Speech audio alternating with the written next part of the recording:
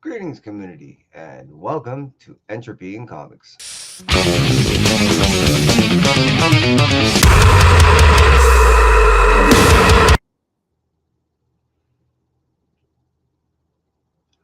I'm your host, Kevin, and this is Kevin's most anticipated reads tomorrow for New Comic Book Day, 8/12, 2026.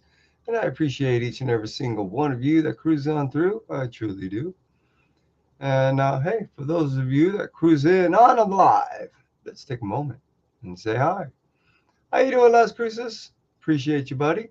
Hope all is well with you. Would imagine any moment Shaq will probably be popping in. And I appreciate both of you guys, truly do. And those of you that cruise in and rewind, I'm truly grateful. I truly am. Let's jump on into the books. Let's start it off with hey, Mr. Roberts, how you do? I appreciate you coming on in. Hope all is well with you and Christina. Thank you for cruising on in and dance with me. Should be quite fun tonight. Let's jump on into some books. Let's talk about first a book from DC.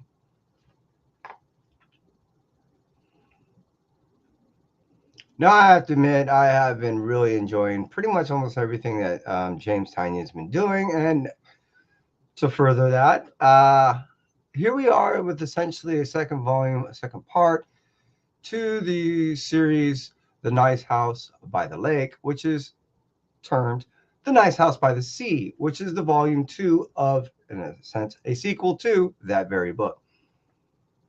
That book, it did well. And what I mean by that, as far as the storyline and its landing, it did well.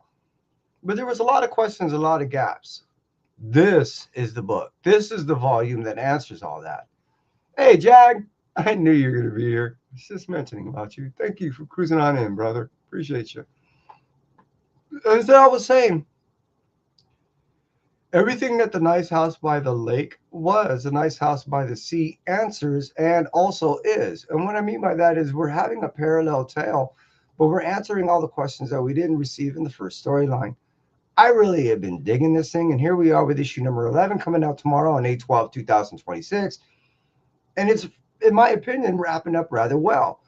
I've been rather critical and at times of James not necessarily landing his endings. And in the case of this, the first volume did well, as I mentioned. This one is, in my opinion, really answering not only a bunch of questions, but is wrapping up the last series and this series, well, rather impressively. DC, James Tynion's The Nice House by the Sea, issue number 11, coming out on 8/12, 2026. Let's move out from the DC and let's cruise over to IDW.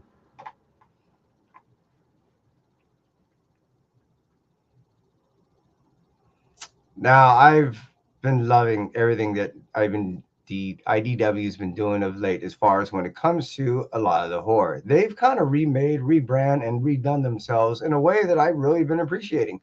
So when it comes to the a story tale of the Twilight Zone issue number 10 coming out tomorrow, yeah, I've been digging these series. What's kind of impressing me is here we are, what, 8 months into the year, and we're already on issue 10. I didn't recall that it came out on December. Even if it did, here we are with a storyline that's been rather, I don't know, on time. It's not only been enjoyable as far as an anthology series is concerned, but it's been really awesome to be able to depend on an issue coming out, not only on the time that you expect it to, but the delivery of its story and art has been nailing it consistently and consecutively, much like the same the book has been coming out. I've been digging it. If you are a fan of the old storylines of like Twilight Zone, Tales from the Dark, what was that? Oh, I'm missing a few of them, but Tales from the Dark, Twilight Zone, and I'm missing that one. That those anthology series of the '70s really kind of not only paved the way, but really influenced what we're seeing nowadays with the modern day anthologies in our comics. To pay an honest and awesome tribute, The Twilight Zone, coming out tomorrow on 8/12, 2026, is in no way better to greater appreciate something that was of that time by picking up a copy tomorrow. Let's move out from IDW and let's cruise over to Marvel.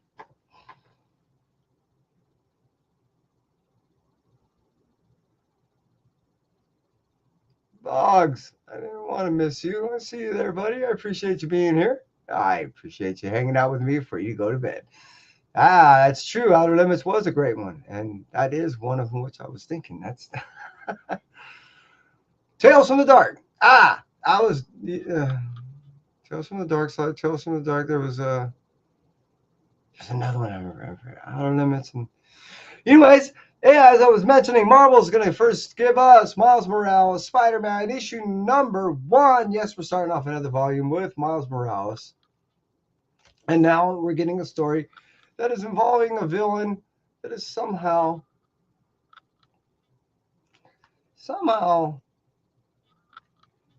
has connections with his father, definitely with the family. Don't want to ruin a lot. I have already kind of flipped through some of the stuff, and I am really excited for this Miles Morales storyline. The last couple were cool. Cody Ziegler was killing it, and Hill's doing this one, I believe, right? Yeah, and I'm a massive fan. Brian's an awesome dude, and his writing style is really, I appreciate it because it does translate. So you could do animation, you can do film, because he is a writer of that kind of art and of that kind of works. So he makes it to where it's easy to take and just translate. It's an easy storyline to follow when you write that way. I greatly appreciate it. Looking forward to reading this. That close to being my Blue Light special. However, yeah, this week's Blue Light special was kind of special to me. Let's move out from Miles Morales, Spider-Man issue number 1, and let's cruise over and talk about Inferno Hulk issue number 10. Why? Well, this Inferno Hulk has just been an amazing storyline. Plus, what we're doing is we're wrapping it up for the summer. Excuse me. When it comes to the ongoing series, well, nowadays, ongoing series only usually last like 10, 12, 30 issues. And then the reboot. My point being, what we're going to get here is we're finalizing the storyline here, and we're going to carry on with the story before we get a new number 1 coming fall, with it doing one-shots leading up to a new Inferno Hulk coming out in, I want to say September, October. Around October, I believe. So I'm not only looking forward to jumping into the series, but I have been massively digging what they've been doing with the series and how they've separated Banner. It's no mystery now. And when you go ahead and remove a personification as opposed to adding one, it allows not only some inspection of the character itself, but you see some character introspection going on. And when you start delving into these type of analytical things, when you talk about personas, that's one of the things I truly enjoy about the Hulk is not just the power, the fury, the raw awesomeness of what it is more the psychological and the psychoanalytical aspects of the psychology behind Banner and all these personas. I like the psychology. What can you say? Again, Inferno Hulk issue number 10 ends this series, but look out for the one-shots. I can't wait to get into this series too, but also just missing out on my Blue Light special. Let's move out from that. Let's talk about Venom issue number 260. It's no mystery that we now know that Dylan was taken out by Carnage, which at one point, if you recall, Carnage was, symbiotic with Brock. Well, being that Dylan was taken out, well, he ends up going and visiting the eventuality, as we know that it's a further version of Brock / Venom down the road, and that 7 thing. Anyways, Dylan gets asked his 5 questions, and he gets his 5 answers. That I don't think he was very happy to receive. Does tell a dim future, but so did the other one with Venom in the beginning. So all it does is further go ahead and imbues more tale, more drama into the storyline that we're getting, but we know what we're getting in the sense of this is all leading to what we're getting to Null coming, Hela, all this intersection. This is what I've been talking about almost for a year and a half. I've been digging it ever since we ended up getting that whole war. And it was kind of a quick ending when it came with Null. We knew something else was coming, and this is it. Venom 260 is building up to that monumentum monumentous. I'm losing words. Aspect that it's going to arise. I want to say in the next, I think it's towards the end of the year. I want to say in December. This is just building to that storyline, and it's just been getting better and better. Phantom 260 coming out on 8/12/2026. So let's move on from that and talk about Doctor Strange issue number 9.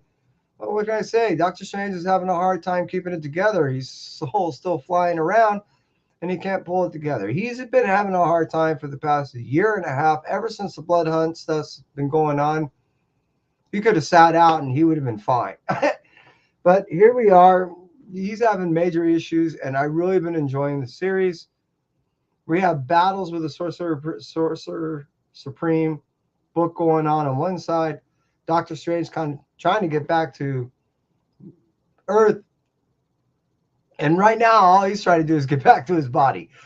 Doctor Strange has been an awesome story. If you're really a Strange fan, then really you've been missing out on a good storyline. I highly recommend it. Jump on into the trade. And issue number 9 coming out tomorrow, Wednesday, 8/12/2026.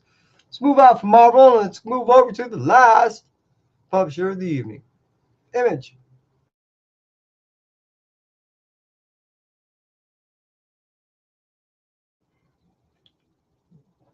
All right, let's first start talking about Transformers, issue number 35. Wow, this has been awesome. Here we are 3 years deep, and what we're really getting is we're furthering the ongoing, how should I say, storyline, but not only bridging the gaps between G.I. Joe and now Rom and Mask. And soon, I know it, soon Void Rivals.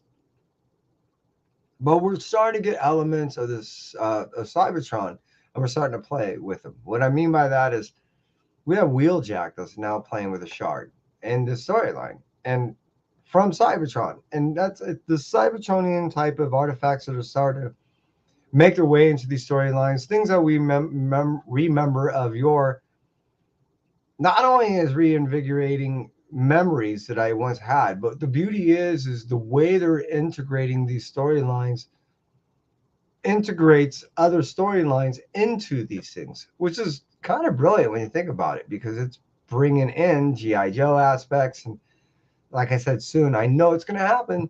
Void Rivals is going to play a major part into these storylines. It's only a matter of time. Transformers issue number 35. Man, I've really been enjoying this series, and it's kind of one of the things that kind of started it all. Let's move on to Transformers and let's talk about Dork, issue number 7. I didn't realize how far this series was going. I thought it was only a 5 or 6 issue mini. I've really been enjoying myself on this book. It's really amazing how Brent has the ability to, regardless of the adventures that we're going through and a lot of the slapstick comedy, what we're getting is poignant aspects of not only what's going on right now in our society, in politics, in the way that we view. Try something considerably different than the stereotypical tropes that are out there. Go out and get yourself the trade of Dork, and you will not be disappointed.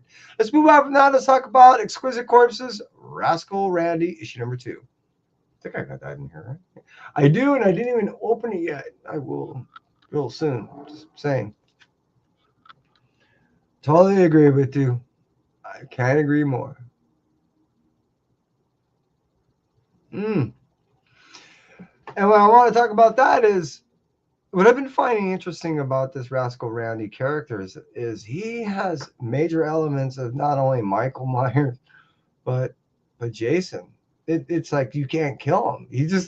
You can't like just stab him or burn him or impale him. He just keeps coming back. What I really been enjoying about this character is they're taking an impossible individual and they're making him start with a mortal storyline, and they're just showing how perverted this individual is and what took him to the place of where this individual ends up going by wearing this costume and just taking on, speaking of personas, a personification of a character and just perverting it to no end. This character first started out in the Exquisite Corpses storyline. It was a 12-issue maxi series that not only won over a lot of individuals like myself, more than likely it is going to be adapted into some type of animation, real life storyline. Who knows how they're going to depict this thing in the movies or whatever. But they're already talking about a volume 2 of it, and I'm already sold. Everything that they're doing with this is even the card game is enjoyable. I can't get enough Exquisite Corpses, and here we are with issue number 2 of Rascal Rowney coming out. However, as I made mention throughout this throughout this episode, none of that made my Blue Light Special. This week's Blue Light Special is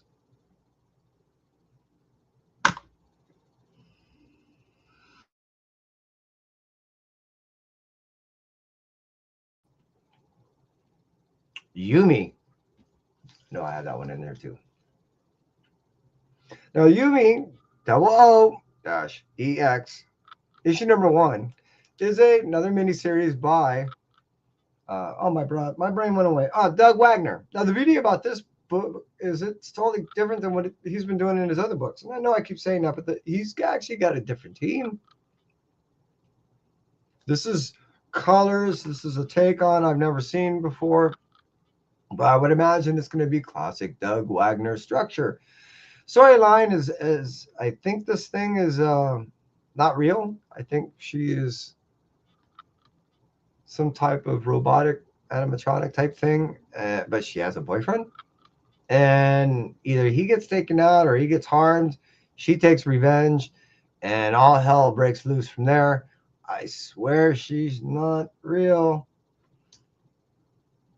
but I need to get into that. Like I said, this is one of my most anticipated reads. Why? Well, I love everything that Doug does. And he's wrapping up, which I've yet to read, the last issue, to the last series that he ended up doing. On my brain went away. I had it for a moment. And it was actually a series in which that caught a lot of not only people off guard, but new people that had never read anything from the Wagnerverse were buying it up. So issue number 5 of what Doug was doing just came out 2 weeks ago, and issue number 1 of what he's doing right now is coming out tomorrow on 8/12/2026. As I may have mentioned before, I dig everything he does. The reason why is his approach, his format is far different than most, and if you can appreciate it, he usually doesn't deviate. All he does is change up the storylines in which that he's doing and subject matter and stuff. Normally, when he ends up doing these serial killer style storylines, this is Venge.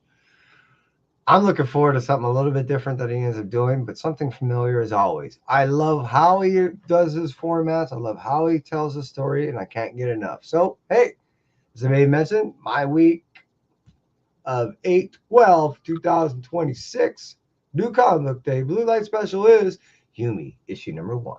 For those of you that cruise on in live, thank you. I appreciate you. Mr. Roberts, dude, you're awesome. Seriously. Jag, as always. Christina, I appreciate you hanging out with me and dancing in on the night away. I also had Las Cruces, there you are, and Fogs. Dude, you've been hanging out with me a couple times this time. I appreciate you, buddy. Hey, and all of you that cruise on through and on the rewind, I greatly appreciate you and your patronage. Any of you that cruise on in and hung out with me all the way up to the end, well, hey, I appreciate that. And if you liked what you saw, hit that little like thing. And if you want to see more just like this, consider hitting that subscription. Thank you much. Have a great one. And that's it for me. Entropy.